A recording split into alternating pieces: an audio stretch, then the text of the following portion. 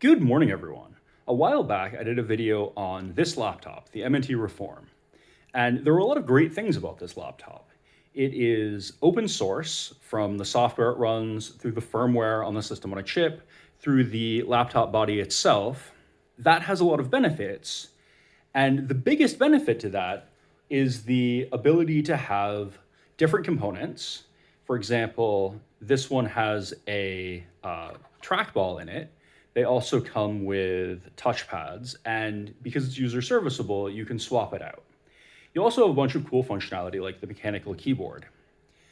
Now, I did have two big complaints about this laptop, which resulted in me not using it very much. The two complaints were, first, and the more minor complaint, this is a kind of scratchy trackball, but the bigger complaint, and if I go ahead and flip it over, we can see what I'm talking about a little bit more, is that the battery board that all of these individual battery cells hook up to, and one of the great things about this design is that these are individual swappable battery cells. So that's even more serviceable and maintainable than even a regular swappable battery. But the board itself wasn't voltage protected. Specifically, it wasn't protected against the batteries completely discharging. And if this style of battery completely discharges, it kills the cells. So that meant that if the batteries were connected and the battery board was plugged in and you were using it, but then you left it alone, even with this fully turned off, the battery cells will completely discharge in about a week because some of the firmware and stuff runs even when the main laptop is turned off. So the result of that is that this is a usable laptop if you're using it all the time, or if you leave it plugged in all the time. But if you just unplug it and throw it in a pile for even a week, it destroys the battery cells and you have to get new ones. That's not the end of the world.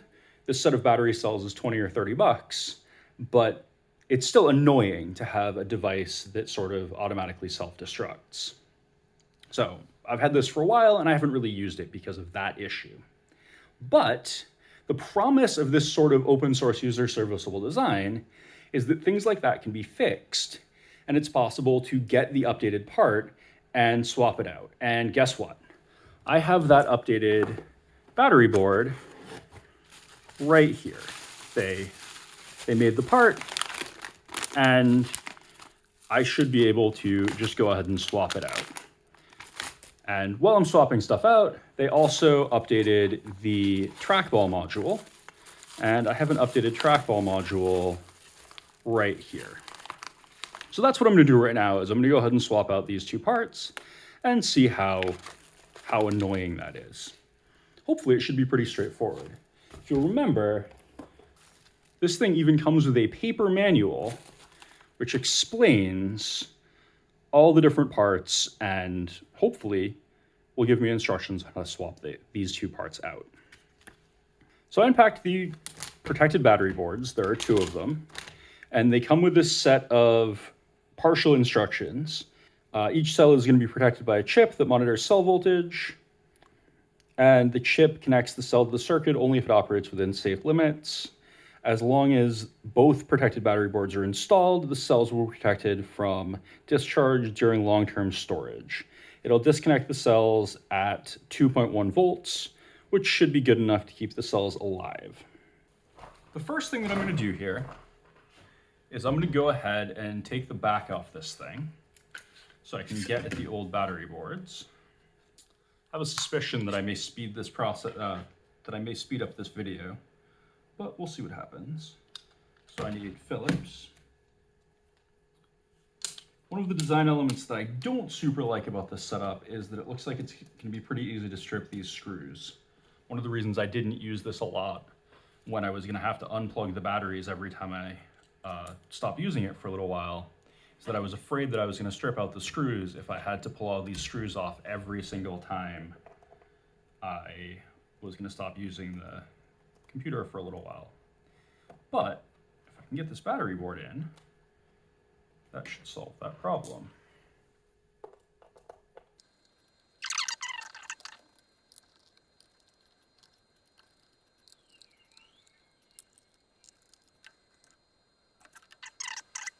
See that I left this with the two battery thing's unplugged. So I guess I have to pull the battery cells out. Now these should be new battery cells from when I replaced them after I killed them last time.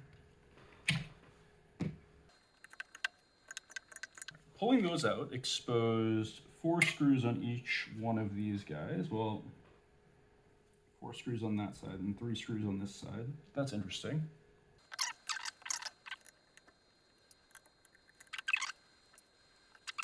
This is labeled MNT Reform battery pack. Let's see what we have in the new one.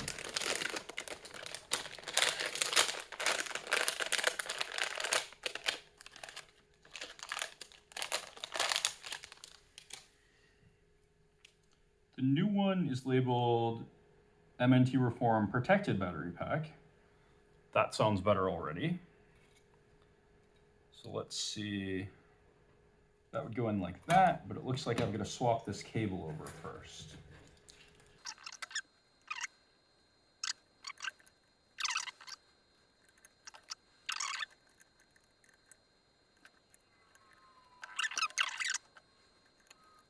All right, so that was one of them. Now for the second one.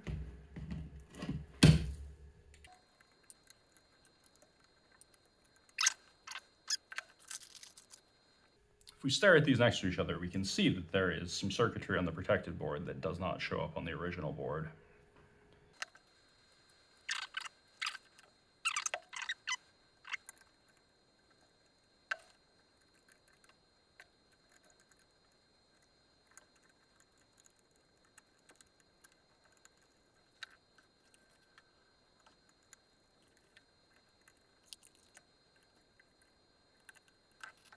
All right, so those boards are in. Next up, while I have this open, I'm going to try to swap out this trackball module. So I think, I'm going to go ahead and look in the manual to make sure that I understand what I'm doing. Dear MNT customer, thank you for purchasing the optical trackball module. See the manual for how to put the thing in. Here's a picture. Okay. Let's look at the manual. Page 77. All right, here is the trackball diagram.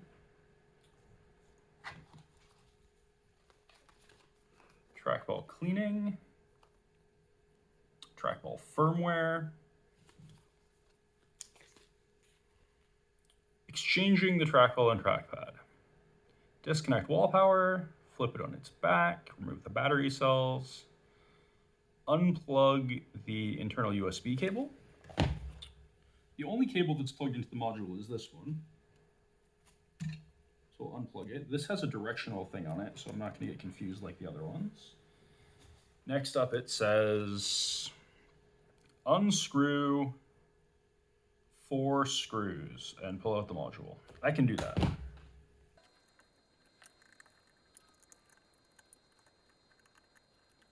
The entire module just comes out. Okay, there's the old crunchy one. Here's the new one. The new one is definitely less crunchy, although I'm not sure it's still perfectly smooth. So the other one went in this way.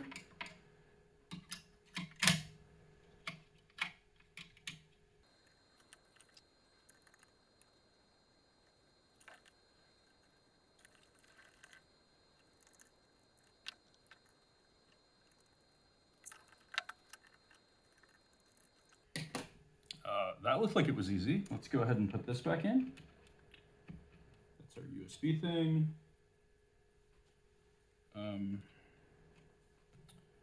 Then it is time to check the screws on the module, on the battery pack modules.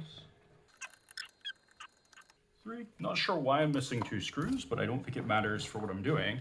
So this film clip is showing as a little over 18 minutes. So with me being really slow at this, it looks like that's how long the process of swapping the 2 modules actually took. I'm gonna go ahead and put the batteries back in and then plug this in and see if I've accomplished anything. Minus is the flat side.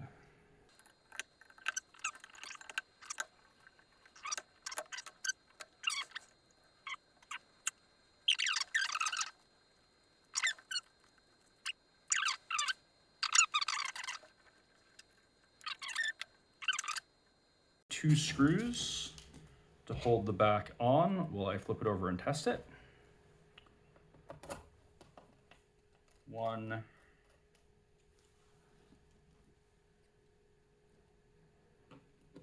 just sort of arbitrarily 2 diagonal screws. 2, flip it over, and oh, we have a battery warning there. So if I go ahead and look at battery status in the thing, we can see that I have 1 cell that I didn't get back in correctly. So I'm gonna go ahead and flip it back over, and I think all right, so I just made sure that the batteries were all firmly seated. I unplugged the battery module and plugged it back in. And now if we come in here and look at battery status on the firmware, we can see it sees all 8 batteries and it's happy with them. So let's go ahead and try powering on this laptop.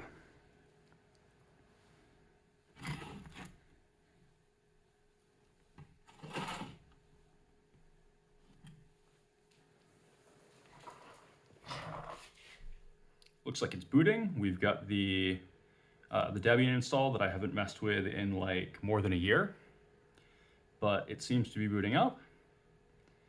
And I'll log in. Now when we log in, the instructions are I'm supposed to type sway to get my graphical environment.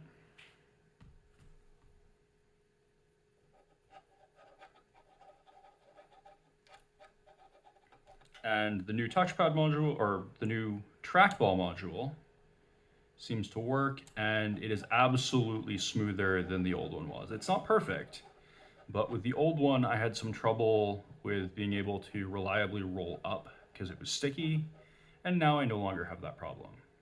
So I'm going to declare this thing to be working beautifully, and I'll have to update it and stuff, but I'm gonna shut it back down now.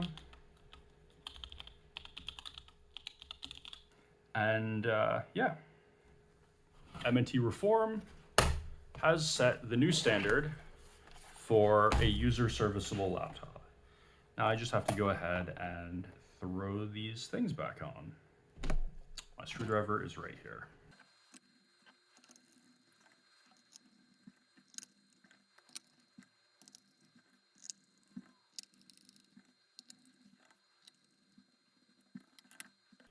So the MNT Reform does live up to its promise of being user serviceable and being able to have updated components that are easily installed by me, even with my sausage fingers and bad hand-eye coordination.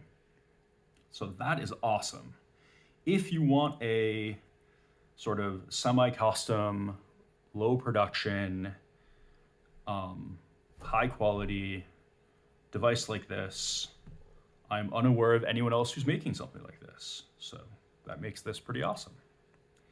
As usual, if you go ahead and check in the description below this video, there's a link to my website where you can see other things that I've posted, other places that I've posted this, and you can subscribe to me via RSS, which is how the internet is actually supposed to work. So have a wonderful rest of your day.